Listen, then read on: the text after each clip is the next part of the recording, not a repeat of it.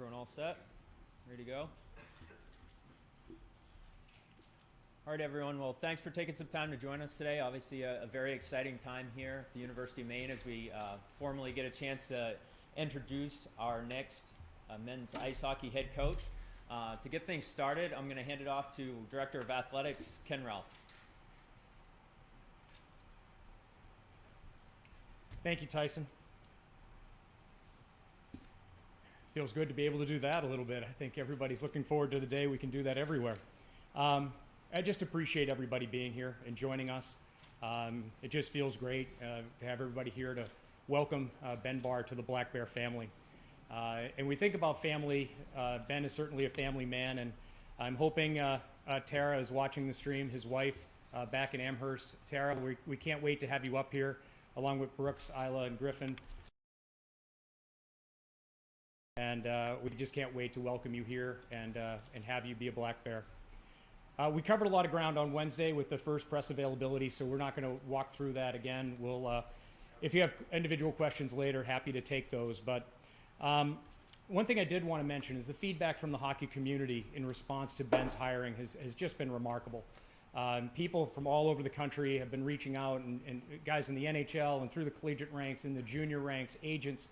The outpouring of support for Ben and the program has just been fantastic, and it's great to see Maine hockey getting some attention nationally, and just appreciate everybody's comments and everybody's feedback. So that was great to see. I think everybody heard on Wednesday that Ben talked a lot about us being the most prepared team in college hockey, and in the interview he talked about attention to the smallest of details. And one of the comments he made was, if you don't pay attention to the details, you get frayed edges. And when you get frayed edges, that's when things start to unravel. And I've been thinking a lot about that comment, and I think there's a lot to that in terms of that preparation. And I think a lot of folks remember what happened at the University of South Carolina last weekend. Their president had a pretty significant faux pas during their commencement speech, and he accidentally, or he didn't attribute a quote from Admiral William McRaven that he used in his commencement address, and it applies, I think, pretty significantly to what we're doing. And it's entitled the Make Your Bed speech. And Admiral McRaven talked about, if you want to succeed, you need to start your day by making your bed. And the whole gist of the speech is, if you can't do the little things right, you'll never get the big things right. And when we talk about being prepared, that's what we need to put our attention on. We got to get the little things right so we can get the big things right. And that's something that Ben addressed beautifully in the process that we went through with the hiring. And speaking to our community and speaking to everybody who loves Black Bear hockey, we need to make sure we all band together to make sure this program succeeds. We need to provide the resources, the support, and some visionary guidance to make sure this program will excel. We need our community to rise up and commit to assisting in any way possible. And most importantly, we need our fans to fill the Alfond. We have to ensure that this is the most difficult place in Hockey East to play as a visiting team, because that's one of the ways that we're going to accelerate the process here, and the best way that our community can get involved in assuring the future of this program. We're only going to be as good as the effort we put into this, so we need to band together as a group and make sure this happens. So last night I had a wonderful dinner with Rick, Ben's dad, and we really enjoyed getting to know him. And he regaled my wife and I with a story, and I wanted to share just a little piece of it here today. Ben was going to school at Shattuck St. Mary's, and like most high school hockey players in Minnesota, had been dragged around from showcase to showcase and different types of events. And a coach in the area talked to Rick and said, "You got to get your kid out to hockey night in Boston." And Rick was like, I don't know if he's been to all these different things. And he says, "Oh, by the way, it's $500 to go." And then, do we go? Do we not go? And they hemmed and hawed about it a little bit, and finally decided, no, okay, we'll spend the $500. We'll go to hockey night in Boston. And at hockey night in Boston, he gets seen by a coach named Bill Cahill, who was the assistant coach at RPI at the time, who eventually offered Ben, who ended up going to RPI, who had an incredible career, was a 2-year captain, and it launched a career that now has him as head coach at the University of Maine. And Rick, I'm going to tell you, there's 2 things I know to be absolutely true. The first of which is you're never going to see that $500 again. The second, it's probably the best money you ever spent. And it gives me great pleasure to introduce the fifth men's hockey coach at the University of Maine, Ben Barr.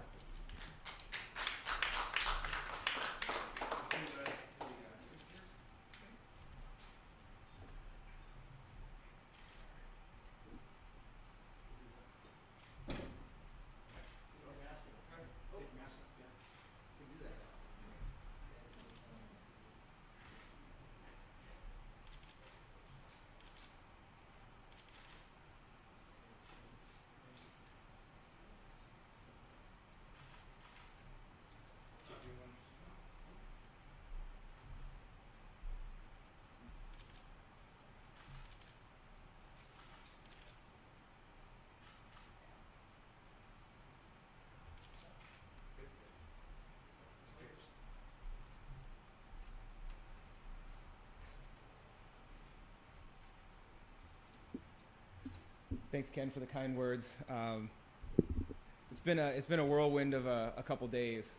I could never have dreamed of the support and the passion that I've seen since Wednesday when the announcement was made, and it's truly an honor. It's an honor to have everybody here today. It's been a long time since I've been a part of something like this, and I just told Ken I've never had more than a couple of people come out to hear me say anything, so it's pretty humbling, and it's an honor. So just want to thank a few people. First and foremost, obviously Ken for giving me this opportunity. It's a dream come true, as I mentioned on Wednesday. President Farini Mundy for supporting the hire, obviously, as well. On Wednesday, after all the Zoom calls, I realized as soon as I got off the computer, I realized I didn't thank the most important people in my life. My wife Tara, my three kids, Brooks, Griffin, Isla, my parents who were with me in Massachusetts at the time, my sisters, Chelsea and Cassandra, and their families back in Minnesota. And that was kind of a bad feeling. So I'm really fortunate that I have a chance to do that again right now.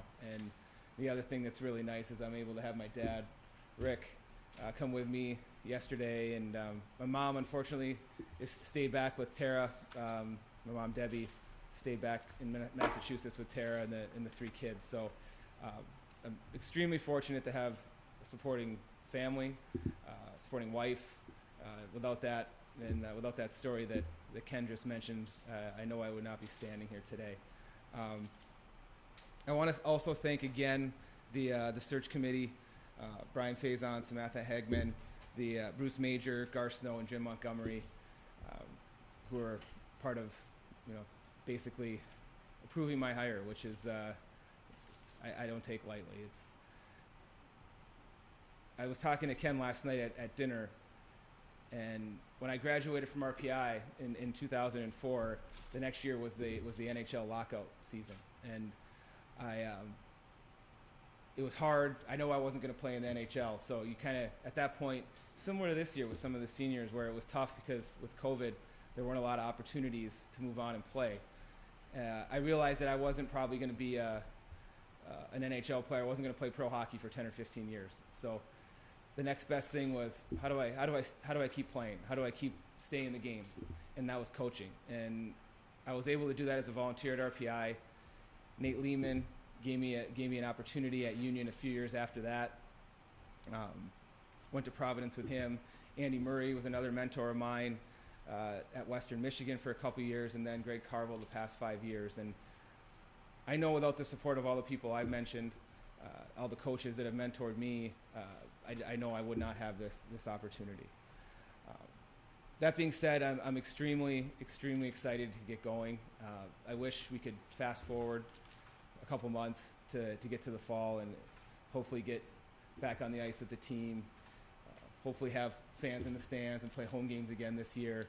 This is a really, really special place. I've always known that, being on the other side as a visitor, whether it was at UMass or Providence, that there's something here in this community, in this state that make hockey really, really special. And every day from now until the season starts, once that season starts for the next, hopefully 10, 20 years. Hopefully I'm here till I retire. That would be a dream. But every day we're gonna work to make Black Bear hockey a little bit better.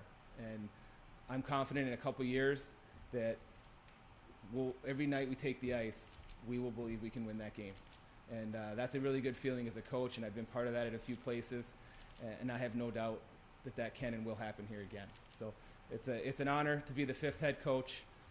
It's an honor to stand here where so many great coaches, obviously Coach Gendron was the last one, and I hope I can live up to the honor of the past coaches that have been here. But thank you, Ken. It's been a whirlwind couple days. And I also, I didn't know this was going to happen, but I told Ken that my dad might be coming up here with me, and really, really cool. I know this is going to make his day. Ken was nice enough to give my dad a jersey as well, so I wanted to come up here and have him present my dad with this jersey too. You take your mask off while we take. So.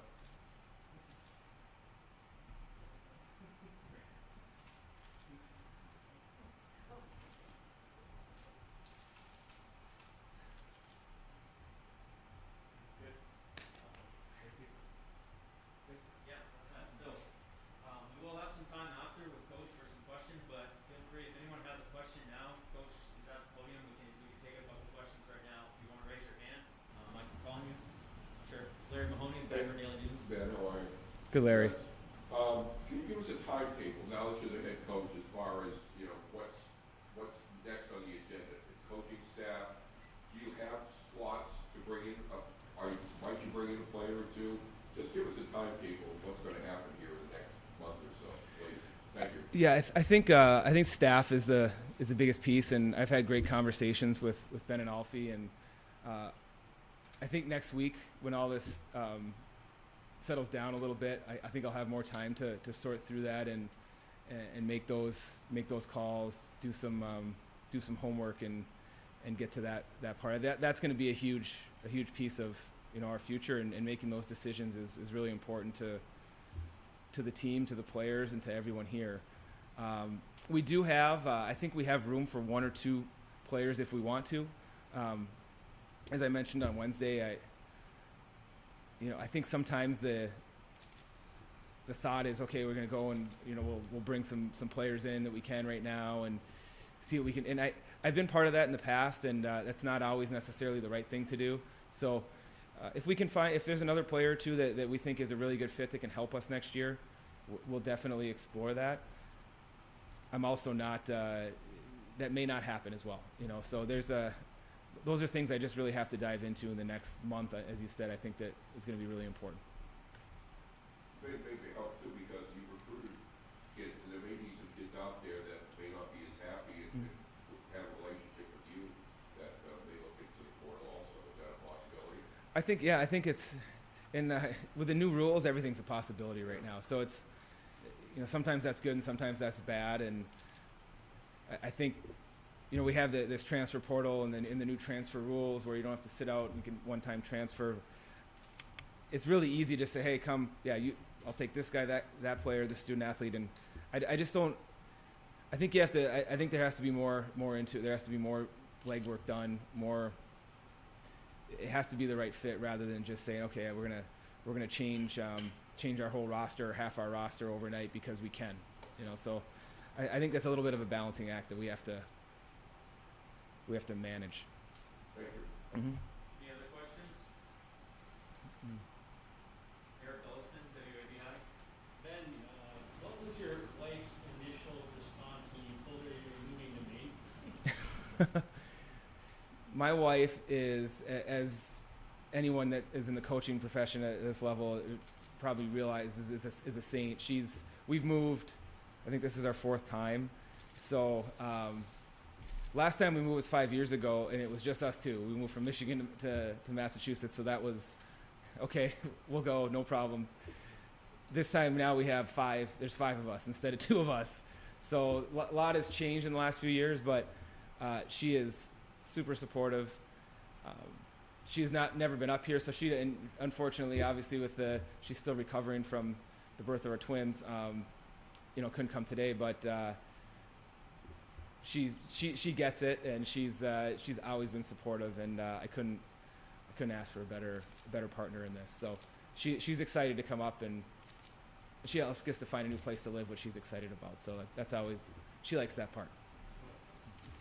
John Wagner, Fox ABC Bangor. When you are going to start talking to some of the recruits and some of the guys that are already on tape, I know you talked with the team earlier this week over Zoom, but once you start talking to some of the recruits that were already kind of brought in by the previous staff, what's going to be your message to them, and as you know, about how things are going to be different with you and how they can fit into your system? I think a lot of times talk is cheap, so I have to go through, I'm trying to get through all the current players right now, and then, obviously move on to the committed players that are on the list here as well. I think I'll ask them to do a little research on me and in places I've been to, because I think sometimes that's the hockey world is really small, and players know players on every team in college hockey, junior hockey, all that kind of stuff. So I don't want to. I'm not gonna tell them everything I'm gonna do for them. I hope that they do their homework on me and feel that it's the best fit. Because it's, as I mentioned to the team on Wednesday when I had a chance to speak to them, it's always uncertain. There's a lot of uncertainty and questions when a new coach comes in, a new staff comes in. You kind of feel for the players because no one really knows what's going to happen. I just want them to know that there's not going to be any crazy turnover. There's not going to be, we're coming in and bringing a whole new team. That's not the way this. We have a really good culture in that locker room right now. I'm here to help each and every one of them reach their goals and to help them get better and help our team get better. So it's easy for me to say that. I hope they all, reach out and try to talk to somebody that might know me and get a better idea of, how we might operate going forward. And I think that'll give them a much better taste than me telling them about myself. I'm not great at talking about myself, so just answer your question. One more question. Sam Rogers, Youth Center.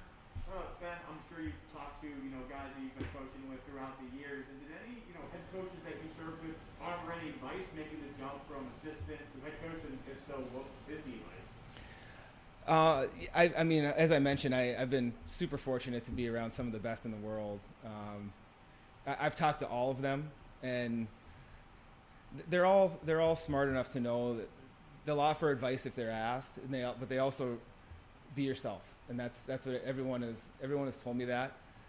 I've been through this process a few times, and I've talked to Ken a lot about this, and sometimes it's easy to when you're trying to